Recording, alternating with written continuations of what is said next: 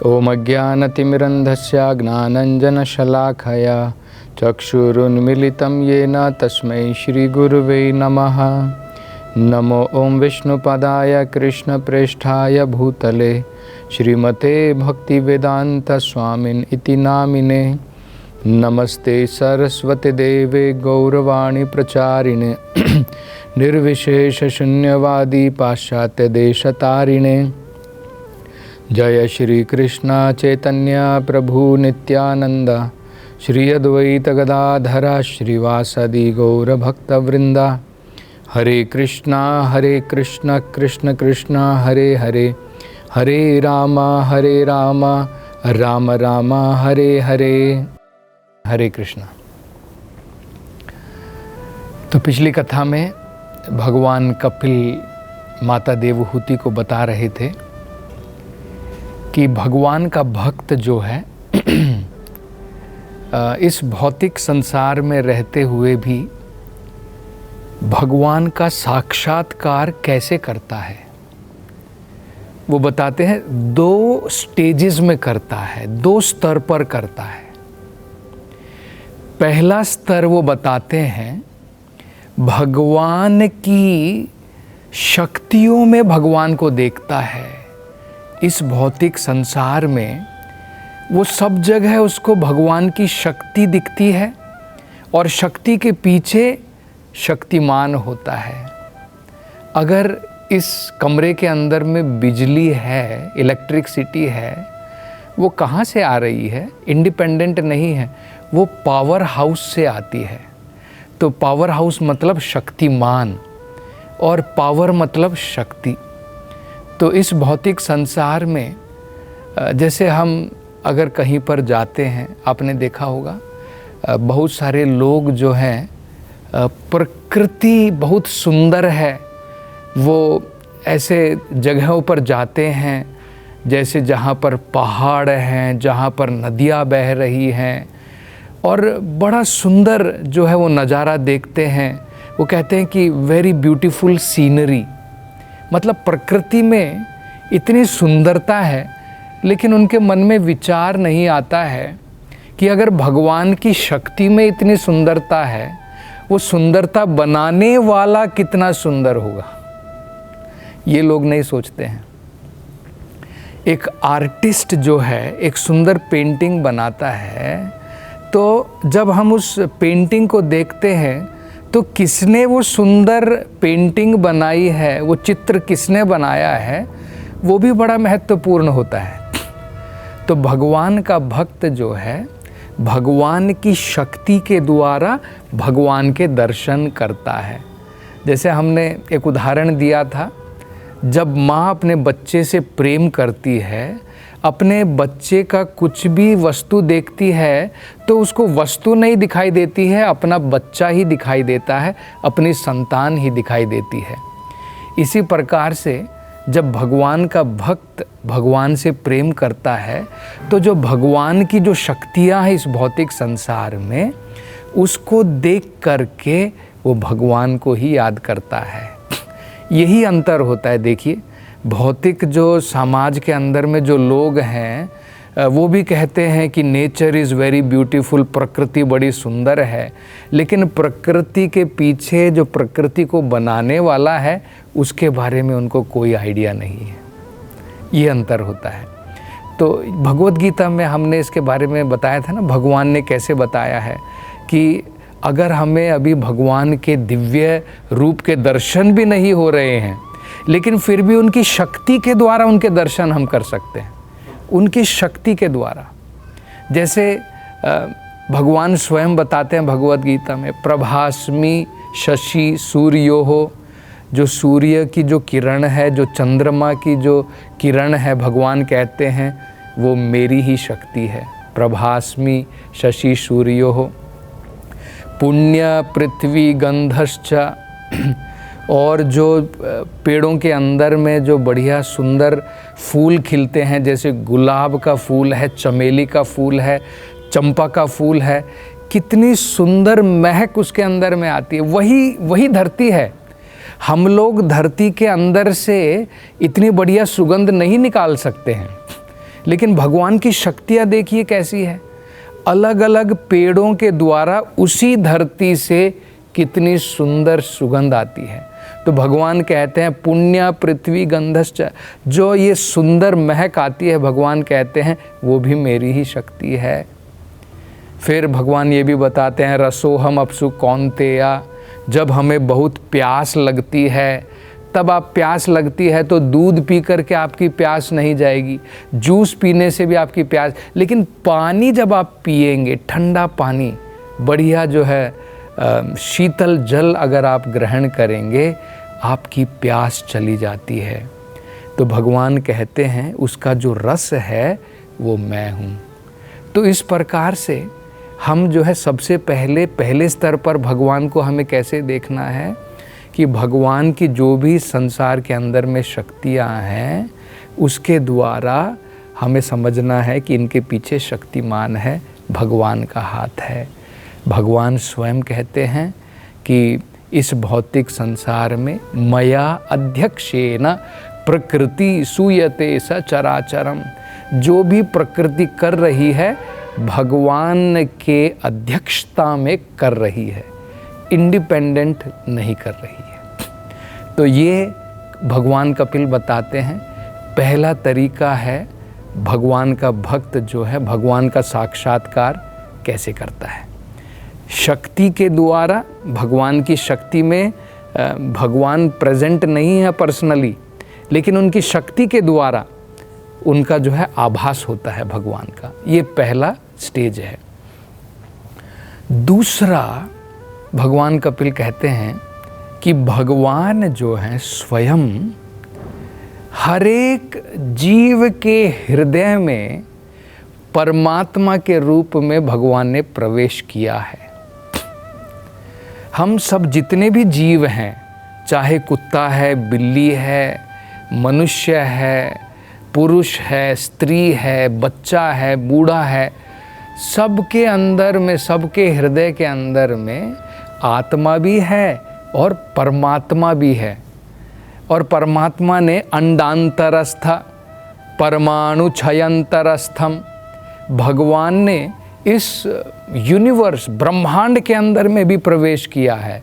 और भगवान ने हर एक परमाणु, हर एक एटम, अणु, सब के अंदर में भगवान ने परमात्मा के रूप में प्रवेश किया है। तब हम लोग सोचेंगे नहीं, हृदय के अंदर में हम हार्ट सर्जरी करवाते हैं लेकिन भगवान तो नहीं दिखाई देते, हमें कहाँ से दिखाई देंगे।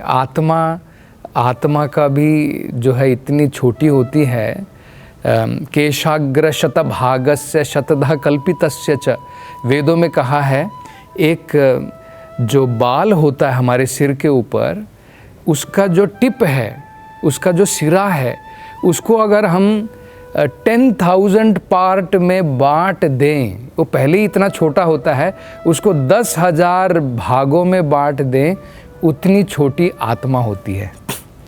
और हमारे माइक्रोस्कोप के द्वारा जो है, क्योंकि वो आध्यात्मिक अणु है, भौतिक अणु को हम लोग, एटम को हो सकता है कि हम लोग अपने माइक्रोस्कोप के अंडर में देख लें, पर आध्यात्मिक चीज़ों को हम भौतिक चीज़ों के द्वारा नहीं देख सकते हैं। तो आत्मा ही नहीं दिखाई देती तो परमात्मा हमें कहाँ से दिखाई देगा।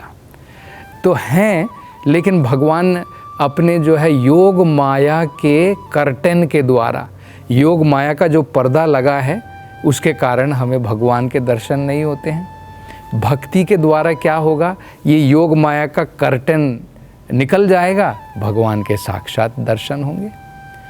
तो दूसरा तरीका भगवान का भक्त दूसरे स्टेज में कैसे देखता है, उसे परमात्मा के हर एक शरीर में दर्शन होते हैं, हर एक अणु के अंदर में उसे परमात्मा के दर्शन होते हैं। ये ब्रह्म संहिता में कहा है, देखिए, प्रेमांजन चुरित भक्ति विलोचनेन संतः सदैव हृदयेषु विलोकयन्ति। संत जो है भक्ति के द्वारा, प्रेम भक्ति के द्वारा सदैव, हमेशा 24 घंटे भगवान के दर्शन करता है अपने हृदय के अंदर में। जैसे टेलीविज़न होती है ना, टेलीविज़न में आप कुछ चित्र देखते हैं, इसी प्रकार हमारे हार्ट की टेलीविज़न में भगवान का भक्त अपनी प्रेम भक्ति के द्वारा 24 घंटे भगवान के दर्शन करता है। ये जो है इसे कहते हैं दूसरा स्टेज। तो इस भौतिक संसार में रह करके भी भगवान का भक्त जो है भगवान के दर्शन कर सकता है।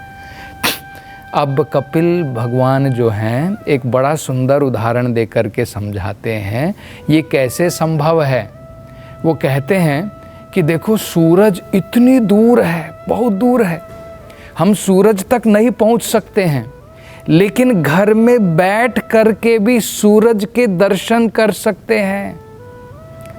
इतनी दूर सूरज होने के बावजूद भी वो उदाहरण देते हैं कि हम अपने कमरे के अंदर बैठे हैं और अगर सूरज की रोशनी आ रही है तो पहले रोशनी के द्वारा, तो ये हमने सुना था ना, भगवान ये सूरज की रोशनी, सूरज की शक्ति है, तो सूरज की रोशनी कहाँ से आ रही है, हमें पता है कि सूरज से आ रही है, तो वो भी सूरज के दर्शन है।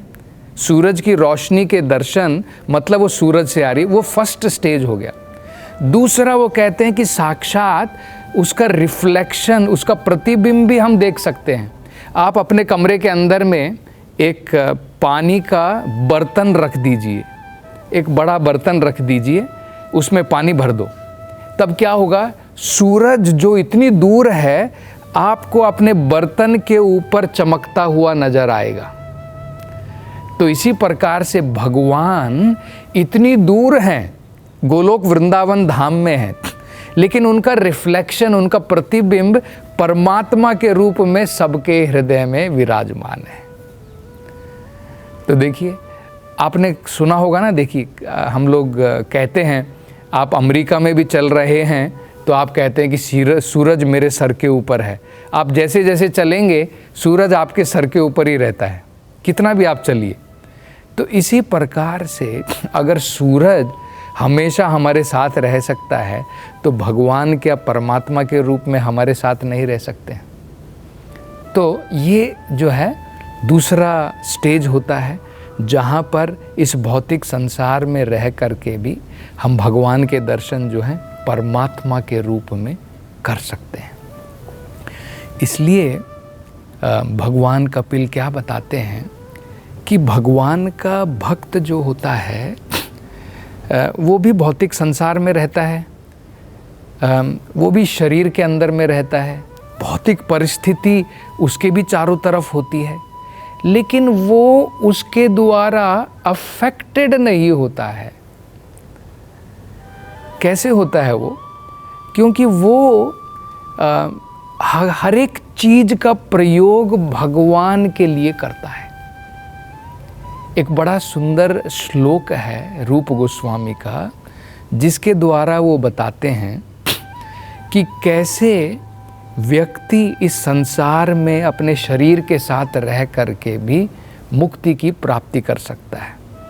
वो कहते हैं, इहा यस्य हरेर दास्य कर्मणा मनसा गिरा निखिलाशु अपि अवस्थासु जीवन मुक्त स उच्यते। वो क्या कह रहे हैं, इहा इस संसार में, यस्य वो व्यक्ति, इस संसार में वो व्यक्ति, हरेर दास्य जो भगवान के दास के रूप में काम करता है, इस भौतिक संसार में भी भगवान के सेवक के रूप में जो कार्य करता है। कैसे करता है? हम पूछेंगे कि भगवान का सेवक हमें कैसे बनना है, तो कहते हैं मनसा वाचा गिरा, अपने मन के द्वारा, अपने कर्म के द्वारा, अपने शब्दों के द्वारा। यही तीन चीज़ें हमारे पास में, हमारा मन है, हमारा तन है, और जो भी हम लोग कार्य करते हैं। तो ये सभी चीज़ें जो भगवान के लिए सेवक के रूप में करता है। निखिलाशु अपि अवस्थासु, इस भौतिक संसार में, भौतिक शरीर में रह करके भी जीवन मुक्त स उच्यते, उसे कहा जाता है कि वो व्यक्ति जीवन में रहते हुए भी मुक्त पुरुष है। तो हमें ऐसा नहीं सोचना चाहिए मुक्ति मरने के बाद मिलेगी। मुक्ति हमें जो है भौतिक संसार में रह करके भी मिल सकती है। अब हमारे मन में डाउट जरूर आएगा, ये कैसे पॉसिबल है कि भाई 3 गुण जो हैं हमारे सबके शरीर के अंदर में होते हैं, भक्तों को जो है, जो शुद्ध भक्त होते हैं, उनको 3 गुण का प्रभाव नहीं पड़ता है क्या? रजोगुण का प्रभाव, तमोगुण का प्रभाव, सत्वगुण का प्रभाव क्या उनके ऊपर नहीं पड़ता है? तो यही प्रश्न अब माता देवहूति भी पूछती हैं। वो कहती हैं कि हे भगवान कपिल, मुझे आप कृपा करके ये बताइए कि जो आत्मा है और जो प्रकृति है, बहुत लंबे समय से आत्मा जो है प्रकृति की तरफ आकर्षित है। हम भौतिक संसार की तरफ बहुत समय से आकर्षित हैं।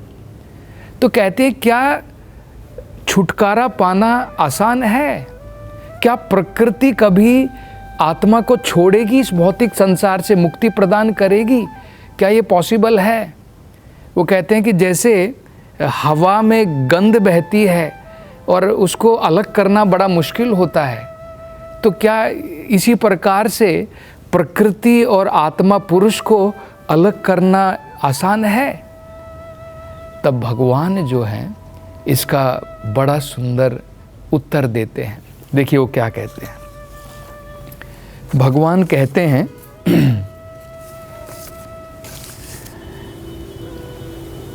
हमारा जीवन इस भौतिक संसार में प्रकृति के रहने मात्र से शुरू नहीं होता है। अभी ये समझना बड़ा महत्वपूर्ण है।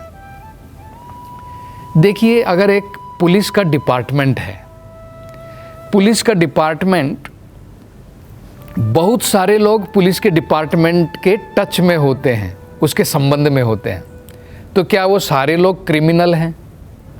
सारे लोग दोषी हैं क्या? जब तक व्यक्ति क्राइम नहीं करता है, जब तक व्यक्ति कुछ गलत कार्य नहीं करता है, तब तक पुलिस डिपार्टमेंट उसको सजा नहीं दे सकती है। उसको डरने की कोई ज़रूरत नहीं है। इसी प्रकार से प्रकृति के ये 3 जो गुण होते हैं, ये हमको तभी बांधेंगे जब हम अपने मन के द्वारा, अपने कार्यों के द्वारा, जब हम कुछ गलत कार्य करते हैं। तो अगर हम अपने कार्य भगवान के लिए कर रहे हैं तो ये हमें नहीं बांध सकते। इसके बारे में हम थोड़ी और चर्चा अगली कथा में करेंगे। हरे कृष्णा।